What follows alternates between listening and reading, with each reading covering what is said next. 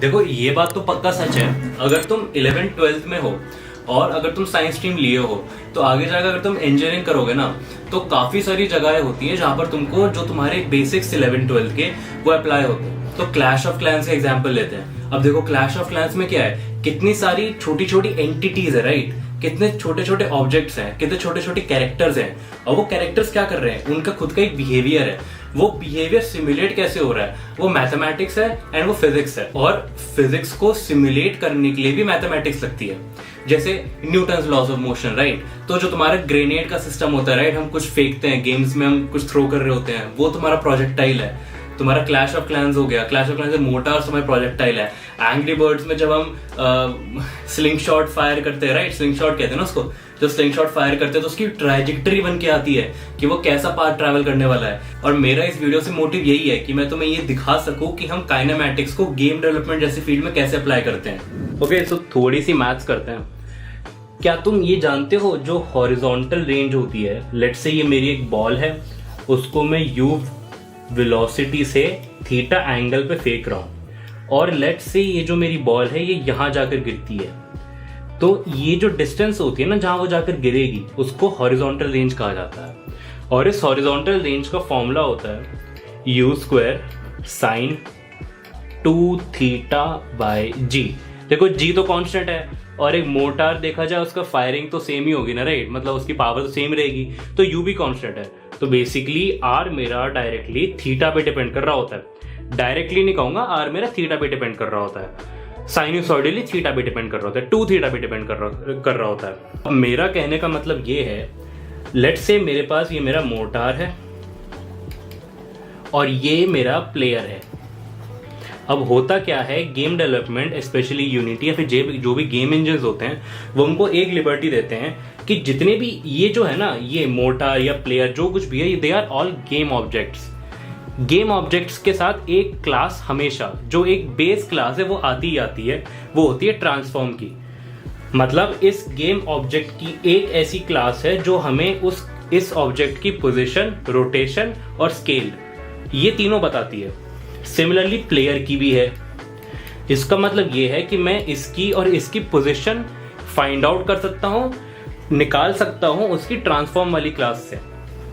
तो अब मेरे पास अगर इन दोनों की पोजीशन है तो क्या मैं 3D डिस्टेंस फॉर्मूला से ये हॉरिजॉन्टल रेंज निकाल सकता हूँ? यस, मैं निकाल सकता हूँ।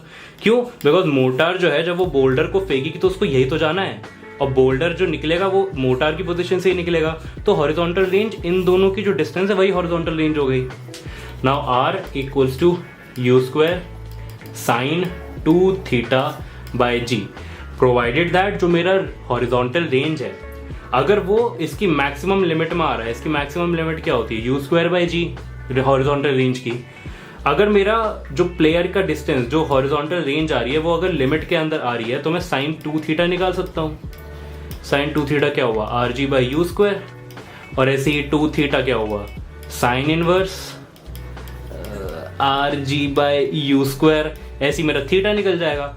और जो मेरा थीटा आया, मुझको क्या करना है? मुझको उसी थीटा एंगल से अपने मोटार को रोटेट करना है। ओके, सो मैं बात करूंगा कि हम गेम्स को एक्चुअल में बनाते कैसे हैं। तो देखो होता क्या है कि एक सिंपल, अगर तुमने कभी हेलो वर्ल्ड या फिर कभी क्लासेस में तुमने पाइथन पढ़ी होगी, जावा पढ़ी होगी, राइट, तो हम क्या पढ़ते हैं? हमने प्रिंट करा लिया, हेलो वर्ल्ड प्रिंट करा लिया, कुछ फॉर लूप चला दिया। प्रोग्रामिंग सिर्फ यही चीज नहीं है।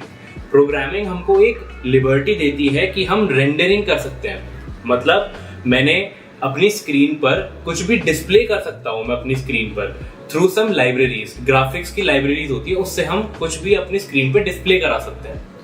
और अब सोचो एक ऐसा ही प्रोग्राम बन जाए जो पूरा का पूरा यही काम कर सकता है। इसलिए तुम्हारा गेम इंजन एक ऐसा सॉफ्टवेयर होता है जो तुमको ये सब चीजों की लिबर्टी देता है। मतलब उसके अंदर पहले से ही कुछ प्री डिफाइंड कोड है जो हम यूज करते हैं, जिससे हम अपने गेम्स को बनाया जाता है।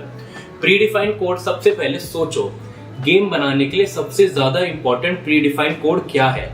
एक ग्राफिक्स रेंडरर।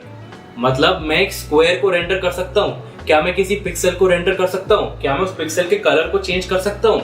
वो ग्राफिक्स रेंडरर, वो हमारे गेम इंजन का ही बेस होता है। देखो, हम हल्का सा इंट्रोडक्शन देना चाहूंगा, बहुत बेसिक वे में बोल रहा हूँ कि ग्राफिक लाइब्रेरीज क्या होती हैं।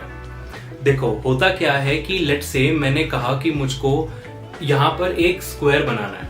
अब वो स्क्वायर बनाने का मतलब क्या है, या फिर इस फोटो को देखो जो फ्रेम मेरा चल रहा है, ये क्या है, आई थिंक ये एक 1920 बाय 1080 पिक्सल्स की डिस्प्ले है। ठीक है, अभी जो वीडियो देख रहे हो 1920 बाय 1080 पिक्सल में बनी हुई है। अब डिस्प्ले का मतलब क्या होता है, यहाँ पे तुम्हारी 1920 पिक्सल्स है और 1080 पिक्सल्स है। इसको अगर मैथमेटिक्स में लेके जाएं, एक मैट्रिक्स है जिसके नंबर ऑफ कॉलम्स है 1920 और नंबर ऑफ रोज है 1080। सही बोलो ना? हाँ, तो 1920 तुम्हारे कॉलम्स है, 1080 तुम्हारे रोज है, और हर एक सेल में तुम्हारे पास 3 वैल्यूज होती हैं, आर जी बी। वैसे कहीं कहीं पर अल्फा भी होता है, बट आर जी बी तुम्हारी 3 वैल्यूज हैं, और ये 3 वैल्यूज तुम्हारे कलर बताती है कि तुम्हारे इस पिक्सल का कलर क्या होने वाला है। ठीक है, तो यही तुम्हारा जो स्टैंडर्डाइजेशन है, इसको ग्राफिक्स लाइब्रेरी बोला जाता है। अगर मैं बोलूं कि मुझको यहां पर एक रेक्टेंगल ड्रॉ करना है, हम ब्रूट फोर्स वे में या फिर विदाउट किसी ग्राफिक्स लाइब्रेरी कैसे करेंगे इसको? हम करेंगे क्या, हमारे पास जो पहली बार जो डिस्प्ले है उसका इंटरफेस लेंगे। अब जो डिस्प्ले का इंटरफेस होगा ना, बिकॉज डिस्प्ले का हो क्या रहा है एक्चुअली में, हम जो डिस्प्ले को डेटा भेज रहे हैं, पूरा का पूरा एक फ्रेम भेज रहे हैं, मतलब ये पूरी की पूरी मैट्रिक्स भेज रहे हैं एवरी सिंगल टाइम। मतलब अगर मैं बोल रहा हूँ 60 FPS की डिस्प्ले है या फिर 60 FPS पे मेरी वीडियो चल रही है, तो मैं हर सेकंड में 60 टाइम्स ये मैट्रिक्स अपनी डिस्प्ले को भेज रहा हूँ कि ये डिस्प्ले कर, ये पूरी मैट्रिक्स जाती है। अब होता क्या है, इस मैट्रिक्स को ही हम चेंज करते हैं। अगर मैं बोलूं कि मुझको लेट्स से एक रेक्टेंगल ड्रॉ करना है, तो ब्रूट फोर्स वे में क्या होगा कि लेट्स से मेरे ये कोऑर्डिनेट से लेके ये कोऑर्डिनेट है, यहाँ पे रेक्टेंगल ड्रॉ करना है, तो मैं हर एक कोऑर्डिनेट पे जाऊंगा और उस कोऑर्डिनेट पे जाने के बाद जो आरजीबी वैल्यू है उसको चेंज करूंगा। यही सारे काम जो हैं स्टैंडर्डाइज कर दिए जाते हैं, इन सबको कुछ छोटे छोटे फंक्शंस में बना दिया जाता है, और यही फंक्शंस जो होते हैं पूरी की पूरी जो क्लास बन के निकलती है वही हमारी होती है ग्राफिक्स लाइब्रेरी। अब एक चीज और समझो, मैं ये कह रहा हूँ कि लेट्स से ये मोटार है, ये मेरा प्लेयर है। अब in terms of computer science ये मोटार और प्लेयर होगा क्या? In terms of computer science ये मोटार और player they are actually a bunch of code. Computer science में इसको क्लासेस कहा जाता है। ये मान के चलो जो मेरा प्लेयर है, प्लेयर का कोड कुछ ऐसा कंटेनर जैसा है, कंटेनर जैसा है। इस कंटेनर का मतलब क्या है, इस मोटार की कुछ प्रॉपर्टीज हैं और उन प्रॉपर्टीज को अलग अलग क्लासेस में डिफाइन कर रखा होता है। मैं अभी दिखा दूंगा, स्क्रीन पे सब दिख रहा होगा। मेरा जो प्लेयर है, सॉरी जो मेरा जो मोटार है, उसकी क्या क्या खासियत है। सबसे पहली बात कि हाँ, ये एक ऑब्जेक्ट है, इसका मतलब इसकी कुछ पोजीशन होगी गेम डेवलपमेंट के एनवायरनमेंट में। इस एनवायरनमेंट में इसकी कुछ पोजीशन होगी, उस पोजीशन को देने वाला कोड इसके अंदर है। इसका एक ग्राफिक्स होगा, इसमें कुछ दिख रहा होगा, तो एक ग्राफिक्स रेंडरर कि हाँ इसके ग्राफिक्स को रेंडर करना है, वो एक कोड होना चाहिए। हाँ, ये फिजिक्स से इंटरेक्ट करेगा, इसके अंदर फिजिक्स है, तो उसका भी एक कोड होना चाहिए। और इसके साथ साथ ये कोलाइड करेगा, अगर फिजिक्स है तो ये इससे कोलाइड भी तो करेगा ना सरफेस से, उसका कोड अलग होता है। इसके साथ साथ इसको कुछ कस्टम बिहेवियर में देने वाला हूँ।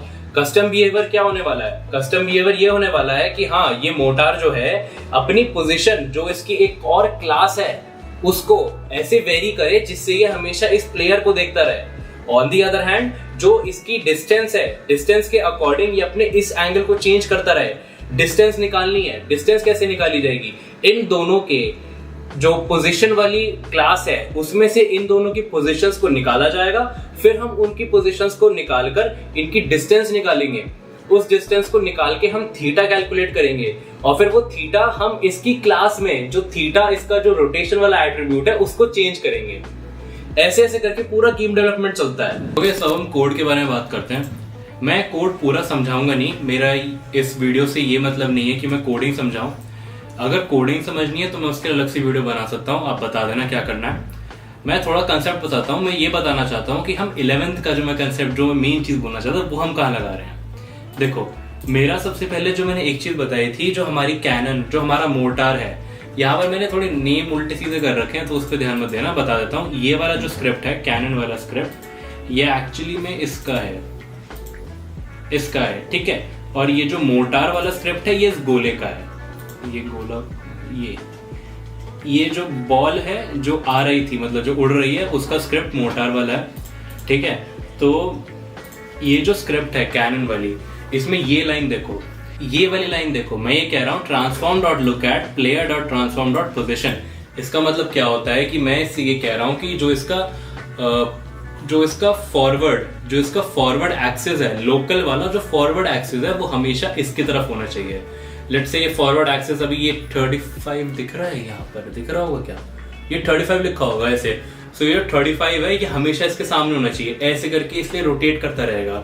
इससे क्या होगा, मेरा जो 3D पूरा स्पेस था वो 2D प्लेन में कन्वर्ट हो जाएगा, राइट। बिकॉज अब मेरा ऐसे अगर पोजीशन है, अब ये ऐसे रोटेट करता रहेगा, तो अब मेरा तो ये 2D प्लेन बच गया ना, ये वाला 2D प्लेन जहां मैं प्रोजेक्टाइल बना सकता हूँ, जहां प्रोजेक्टाइल लिख सकता हूँ। अब मेरे को क्या करना है यहाँ पर, ये अब मुझे इस एंगल को चेंज करना है। अब मैं क्या कर सकता हूँ, या तो मैं इस एंगल को चेंज कर दूं, या जो मैं मोटा या जो गोला फेंक रहा हूं मैं उसके एंगल को चेंज कर दूं। दोनों ही सेम बातें हैं, क्यों? बिकॉज दोनों की पोजीशन सेम है। अगर दोनों की पोजीशन सेम है, बिकॉज मोटार भी यही है, गोला भी इधर से निकलेगा।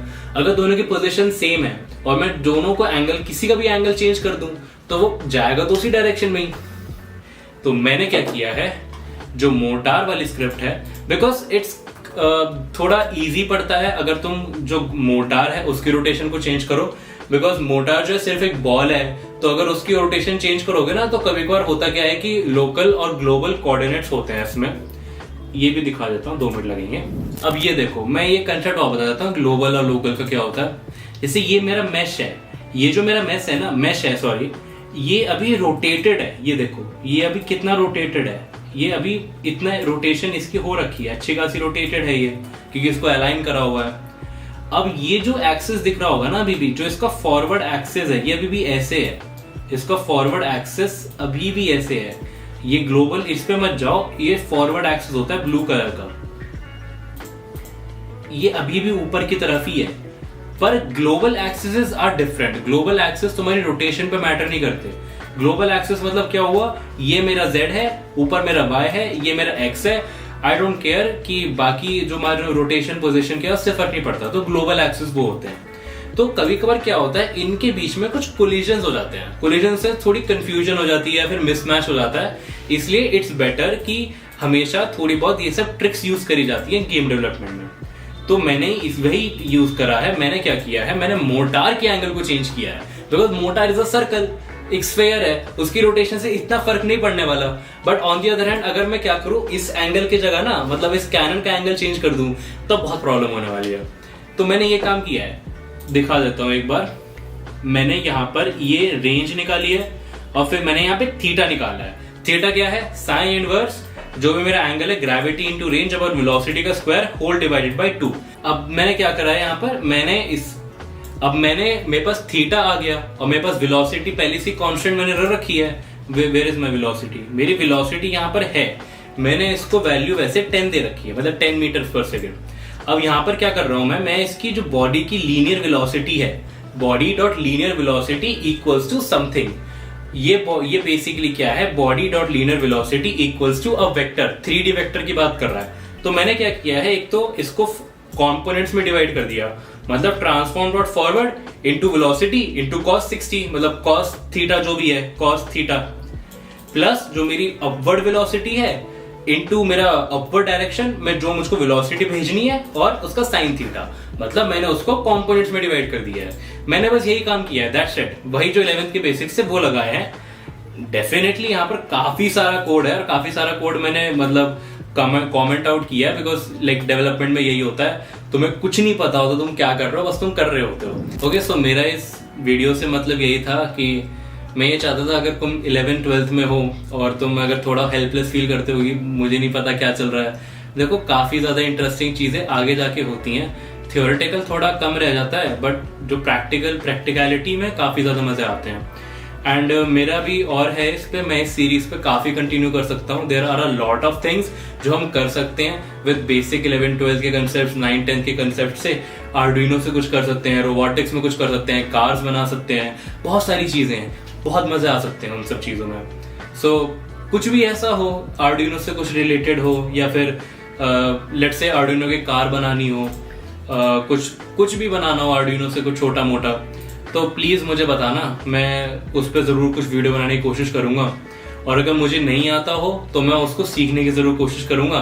तो मैं ये बता सकता हूँ कि मैंने क्या क्या सीखा, उस within like a certain time constraint मैंने सीखा क्या। So I am like thank you so much okay या ऐसे मैंने ऐसी करी थी अपनी वीडियो एंड पुरानी वाली। अच्छा हाँ, वो तो वैसे वो हो गई थी, क्या कहते हैं, हाँ लिमिट।